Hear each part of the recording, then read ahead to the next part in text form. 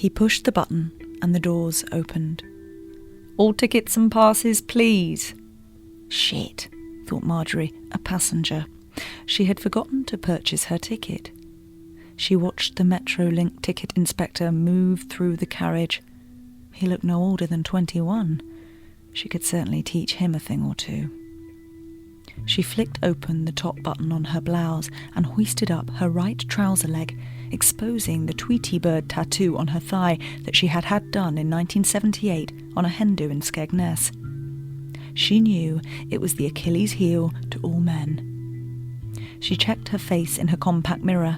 Smiling, she saw her gappy grin like a row of houses, some semi-detached, some terraced. He edged closer towards her. "Tickets and passes, please," he called. He now stood over her, shrouded in yellow and grey like a warrior of the tram. She looked at the tattoo on her leg and then at him. Unfazed, he repeated, "Can I see your ticket, please?"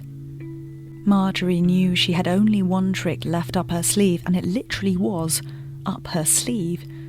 She rolled up the arm of her jacket, and this exposed another tattoo.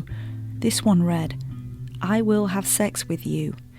It was a tattoo she had had done several years ago, just on the off chance that a situation like this would arise, and now was her perfect moment. He squinted his eyes to read it, and then his expression changed as the meaning began to sink in, and he gulped with anticipation. As the tram pulled in at Trafford Bar, all the passengers disembarked, leaving them alone. Marjorie knew from his expression that she was in the driving seat, not of the tram, but of this encounter, and so she instructed him. "I want you to dance for me." He looked around a little confused. "But there isn't any music playing," he said, and with that Marjorie began singing. She sang Bryan Adams' classic "Everything I Do, open brackets, I do it for you, close brackets," knowing it would steam things up. She didn't have the best voice, but it sure was loud.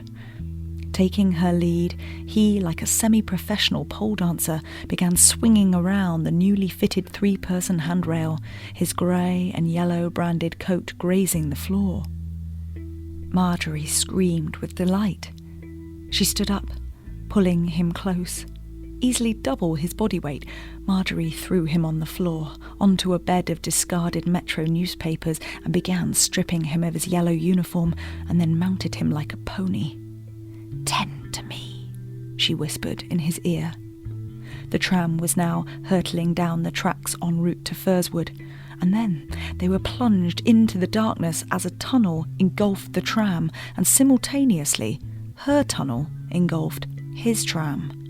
They bobbed and swayed against the movement of the carriage, and then, as the pace quickened, Marjorie knew she was going to Chawton cum Hardy, and there it was. She threw her head back like a banshee and wailed, "Get me there! Get me there! Get me there!"